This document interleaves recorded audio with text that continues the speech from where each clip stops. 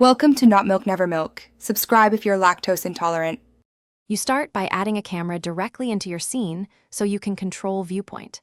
Place it near the character or object you want to film, and make sure to use grid snapping for precise 1/2 unit placement.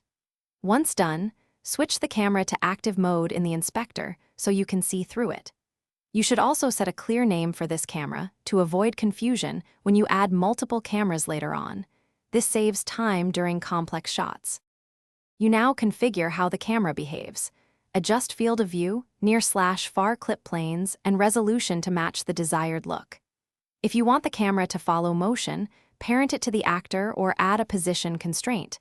For cinematic stills, keep it unparented. Once positioned, use the timeline to add keyframes for position, rotation, and zoom so movements are smooth. Also check interpolation settings to change between linear. You finish by recording or rendering the shot while monitoring the preview for framing errors. Choose MP4 or an image sequence, set frame rate and resolution, and then export.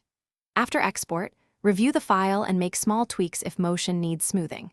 If your footage is blank or shows nothing, first ensure the camera is set to active and not disabled, then check layer visibility and clip planes that might be culling the scene. If problems persist, duplicate the camera and test minimal settings.